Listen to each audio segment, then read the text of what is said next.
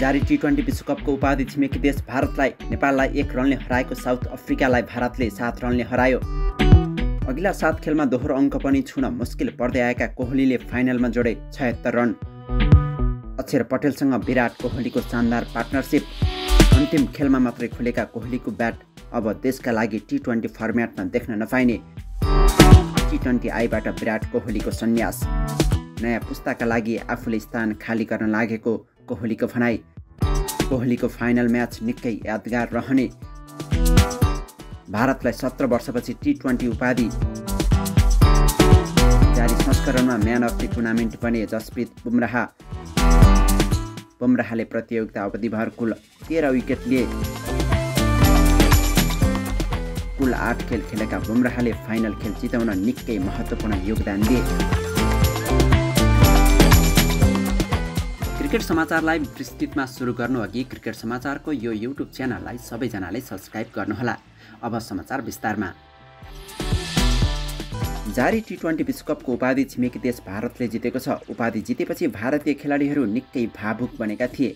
11 वर्षदेखि खड्किएको उपाधि अभावलाई भारतीय खेलाडीहरूले मैदानमा डटेर प्रस्तुत भए र साउथ अफ्रिका विरुद्ध प्रतिस्पर्धी नतिजा हात पारे। भारतले साउथ अफ्रिकालाई 7 रनले पराजित गरेको हो। भारत अपराजित रहँदै 17 वर्षपछि टी20 विश्वकपको उपाधि जितेको हो। भारतले 11 वर्ष अगाडि वान डे फर्म्याटको विश्वकप भने जितेको थियो।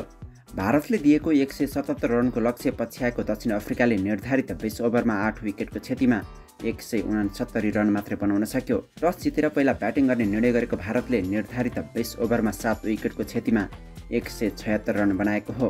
भारतका लागि विराट कोहलीले 59 बलमा 6 चौका र 2 छक्का सहित सर्वाधिक 76 रन बनाए। उनी खेलका म्यान अफ द म्याच समेत चुनिए।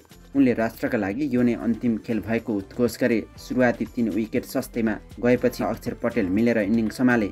साउथ अफ्रिकालाई रोक्ने क्रममा हार्दिक पाण्डेले 3 विकेट, अर्शदीप सिंह र जसप्रित बुमराहले 2 विकेट लिएका थिए। जारी संस्करणमा सर्वाधिक रन जोड्ने खेलाडीको सूचीमा अफगानिस्तानका रहमनुल्लाह गुरबाज रहेका छन्। उनले 8 खेलमा 281 रन जोडे। त्यस्तै अस्ट्रेलियाका ट्राभिस हेडले 255 र भारतका रोहित शर्माले 248 रन जोडेका छन्। यता सर्वाधिक विकेट लिने खेलाडीको शीर्ष स्थानमा पनि अफगानिस्तानकै खेलाडी रहेका छन्।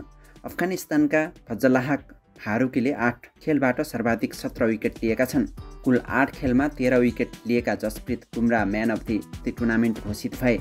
निकोलस पुरनले सर्वाधिक 17 छक्का प्रहार गरेका छन्।